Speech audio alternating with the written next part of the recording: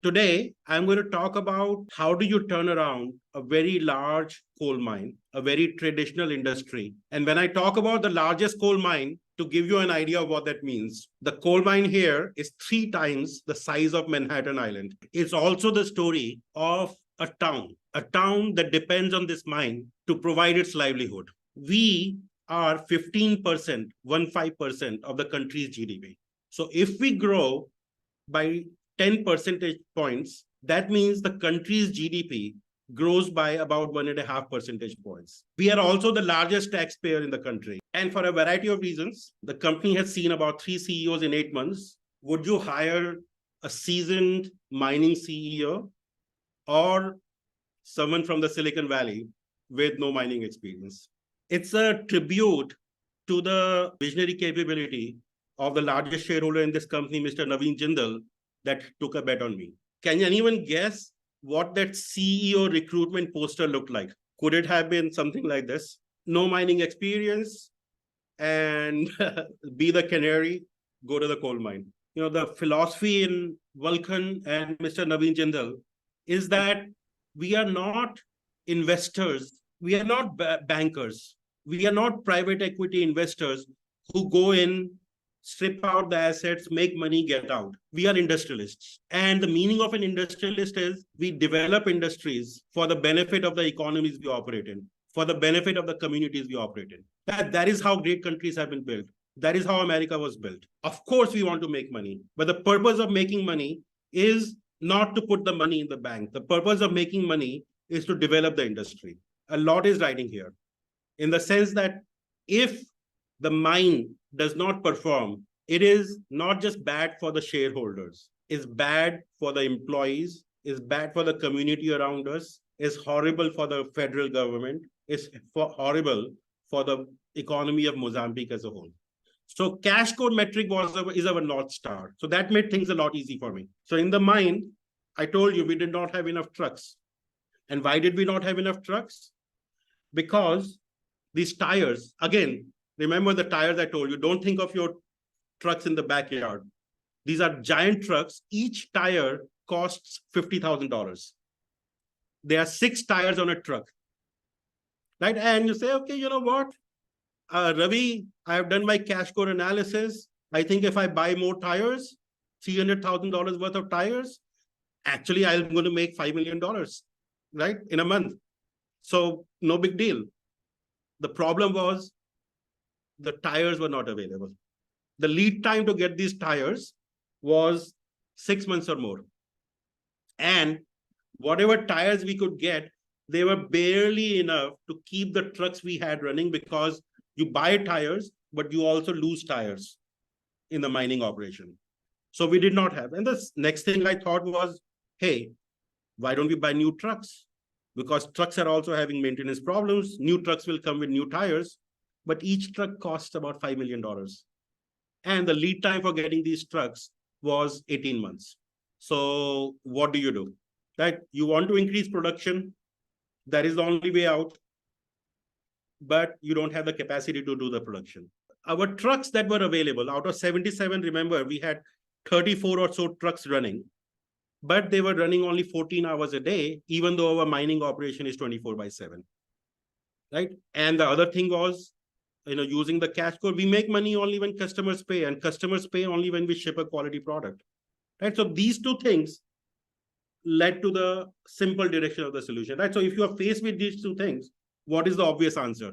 Find a way to utilize trucks more and ship the customer orders you have. Again, we got lucky. We don't have a situation where we had to produce and then go and try to sell. We had an order book that was 2 months long. Right? So we knew that if we produced, we would have customers and we would get paid. All we had to do was find a way of finishing these customer orders on time with the limited number of trucks we had. Right? And this was kind of the simple direction that every customer order is like a mini project. So you have 4 or a small A plant. Right? You have a mini project that is a customer order. Day one, our mining output is measured as something called run of mines. Run of mine is what is it that you mine from the the earth out there and brought it to the wash plant. Our production was going down, you see, like this. The trucks were going down, production was going down. And after we started implementing a combination of critical chain and drum buffer rope, guess what happens? Look at it, what we did. The main point here is the solutions we have in TOC, the solution that came out of Ellie Goldratt's genius. They are a gift. Where else do you increase production at this rate? Wash plant. So this wash plant, this is the largest wash plant for coal in the world, 50 million tons per annum of processing capacity. This investment is about, all said and done, $4.5 to $5 billion. So how can the wash plant contribute? The mine is producing only 2 million tons of coal or 3 million tons of coal. The wash plant can take 4 or more, right? So what does the wash plant do? Right? What do you do by increasing the productivity of the wash plant? Nothing. The wash plant also had productivity problems. They have breakdowns, but the wash plant had more than enough capacity to handle the stuff coming at it from the mine. But there is a big difference. So the coal that we have in Motis, that is the special quality of coal. All of the coal is of metallurgical quality, right? So for those of you who don't know the coal industry, so there are fundamentally two types of coal you produce. Metallurgical coal, which gets used in making steel.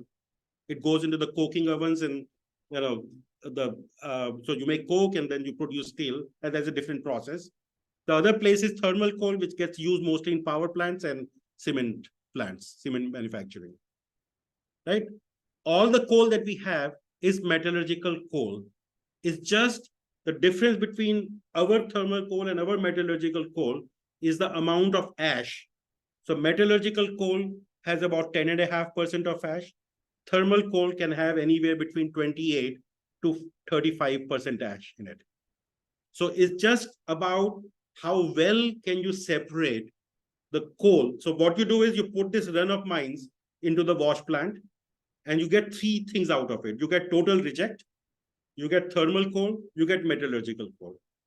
So even the reject has coal left in it. Thermal definitely has coal in it, and it has ash, a lot of ash. Metallurgical coal is also coal, but it's all the same coal in the reject, in the thermal coal, in the metallurgical coal. So if you can improve the process of separation, you can actually get more metallurgical coal, right? And the metallurgical coal sells for 3 to 4 times the price of thermal coal. And if you convert thermal coal, based on the ash percentages I told you, you can do the math. For every ton of thermal coal, that we lose, we gain about half a ton of metallurgical coal. So you can do the math, right? So if we could just figure out a way to extract more of the coal into the metallurgical coal, we could make more money. And part of it was, we had projects going on, many projects going on in the wash plant. And again, I got lucky. I knew where my focus ought to be. Out of all those projects, there were 2 projects that had a promise to increase the amount of metallurgical coal we get from run of mine. So we were getting about 10%, but 2 projects, there are 2 wash plants. So really is the same project in both the plants. So 2 projects, they would increase the wash plant process efficiency and as a result, increase the yield of metallurgical coal. So every other project gets kind of put on hold, back burner, take these 2 projects. These 2 projects are also delayed. And you say focus and finish. Take one plant, finish it. Take the second plant, finish it. And nothing more complicated than that. First project got done in 260 days. The second project, same project in the second plant, got done in 135 days. Because in the first project, what we found was not just about flow and critical chain. The way the contractors were being paid was also a problem. So we changed a few other things. And the second project got done in 135 days. This is also the important thing. Not only did the projects get done on time or faster, the scope was so well done that they got to stabilization and full effectiveness in about 5 days after the project getting done. So simple, calm execution, get the projects done, get production going. So when you do the mining, not all coal is created equal. Some coal is of good quality, some coal is not good quality. So yield is a function of that also. So the yield that we get from our coal used to be for this metallurgical coal around 10% or so for on an average. For some coal it was higher, some coal it was lower. But overall, again, I will come back to the flow part of it. But just by implementing these projects, our yield shot up by about 3 or 4 percentage points. At 3 or 4 percentage points is not 3 or 4% improvement in production. It's about 25% improvement in production. 25% improvement in production of metallurgical coal is not a 25% improvement in profit. It's doubling the profit. Rails. So this is where, I got exercised a little bit in the sense that the problem was obvious, the solution was not. Let me just point out the problem. We could not increase the number of trains. In fact, the trains we had were suffering because, again, they have maintenance problems. There's something called traction motors that goes in the locomotives that pulls the trains. Those traction motors are failing. We had inventory piled up, waiting for customers to just pick it up on the ships. We cannot increase trains. So what do? You run the trains faster. Right? How do you run the trains faster? I think is an interesting thing. It's possible to run the train in 63 hours, but it was taking 110 hours. And there are 21 trains in circuit. The question is, where is the constraint? When the train is going through the track, that is passive rail transfer. When it is getting loaded, the loader is occupied. Right? So we have 2 loaders. It takes 5.5 hours per loader, 21 trains. So every train would get its turn after 57 hours. On the unloading station, though, where it's taking 5 hours on an average, no matter how fast you run the trains, no matter whether you run it in pairs, no matter whether you change the engine midstream or not, the queue will not show up in the unloading station. Queue will show up somewhere in the circuit, but the first train will get its turn only after 105 hours because 21 trains have to go through it. I kind of knew that the cycle time analysis was kind of wrong because every time I hear things like Pareto analysis, my antenna go up. It's like Pareto analysis leads you down the wrong direction. I hear the word root cause analysis, right? My antenna go up because root cause analysis, when you analyze a root cause, what do you see, right? You see all these failures. And the root cause analysis always says, you know what? We are not getting perfect performance because the world we operate is imperfect. But the world is going to be imperfect. And the question is, how do you get perfect performance from an imperfect world? So root cause analysis doesn't work. The constraint is in unloading. If I focus on the empty train journey time, I reduce it by 1 hour. I reduce the cycle time by 1 hour. If I reduce the unloading cycle time by 1 hour, how much improvement in overall cycle time do I get? 21 hours. That's all we did. We reduced the cycle time at unloading. There was a lot of variability in unloading. So we said we'll run only 18 trains in the sense that trains will go to the unloading station. 3 trains would be somewhere in the queue in unloading, but we will detach the engine, bring it back, because remember, we were running short of the locos also. So we said, we'll run only 18 trains. The other 3 rakes we're going to use as a buffer at the unloading station so that the train goes, the engine gets detached, ready for the next train, while this rake goes and waits in the queue and there is some variability in unloading. Fine. We have the buffer of 3 trains there to absorb that variability. And now we can start running the trains on schedule. And when you start running the trains on schedule, the other thing you get is the maintenance. Right? These tracks have to be maintained.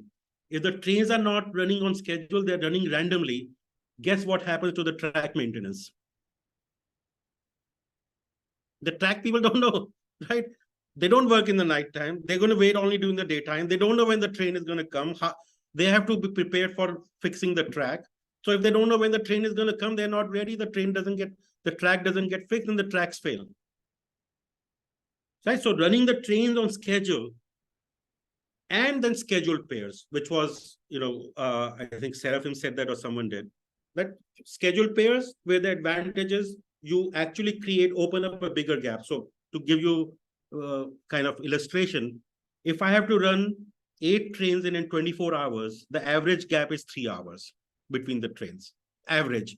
Sometimes it can be 1, sometimes it can be 5. Right? For the maintenance of the track, it takes about 4 hours. So not enough gap. But if I run the 2 trains next to each other, suddenly I open a 5-hour gap.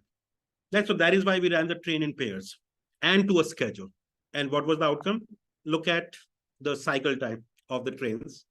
Look at the number of trips the trains were making. And this kind of a little bit sad story that, we started with 18 trains and now we are down to 15 trains because we still have traction motor shortage.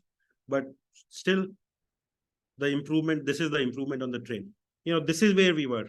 The red line is the expenses. The blue line is the revenues. And the gray line is the price of coal that we are selling at. Right? So we were in that resuscitation mode. Look at February, right? And it was going down. Second part is that the approach that I followed was, and that's a work in progress, which is, don't start by training people and this and that, right? Don't start with people, process, technology crap you get from all the consultants. Right? First, fix the flow. Get the results, leave a process behind. So we are doing that. In this case, I forgot to fix the flow of placing a purchase order to the suppliers. That is the mistake.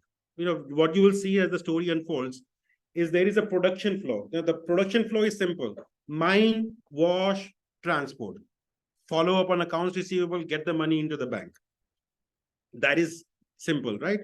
There's all this supporting flow. Feeding into the mining is the equipment maintenance, and feeding into equipment maintenance is the procurement flow, and feeding into the procurement flow is the approval flow, right? There are all these flows that actually need to be fixed. We focus on the train flow, got results there, but we forgot the supporting flow, which is the procurement flow to sign up the suppliers. Right now, our focus as a company had to be revenues are going down, bring them up back.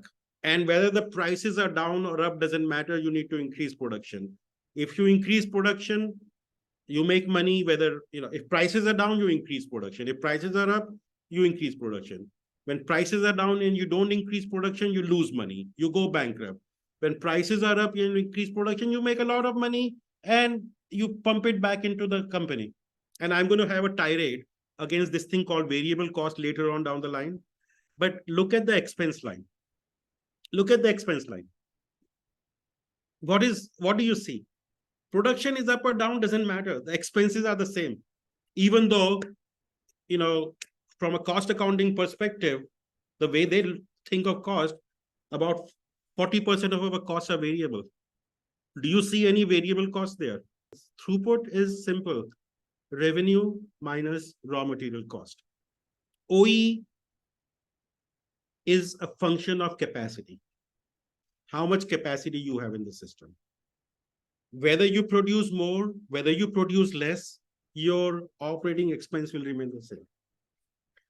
Whether we run the trucks productively doing mining or whether we have trucks just running around and firefighting, doesn't matter.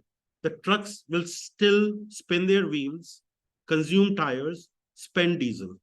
Actually, onto that point, when we implemented the simple, all we did was, we said, we'll prioritize based on customer orders and we'll fulfill one customer order, then the second one, then the third one. And suddenly the trucks are not spinning their wheels doing useless stuff. Our specific consumption of diesel came down by about, specific consumption meaning the diesel that we consume per whatever you want to measure, per ton of coal, per kilometer, whatever. It came down by about 25%. The so-called variable cost, which is supposed to increase, actually came down. I had a great time in Cape Town, and then the holiday was over. Right? The price is down again. Truck shortage continues. And now that we are increasing the output from the mine, the wash plant is beginning to hurt us.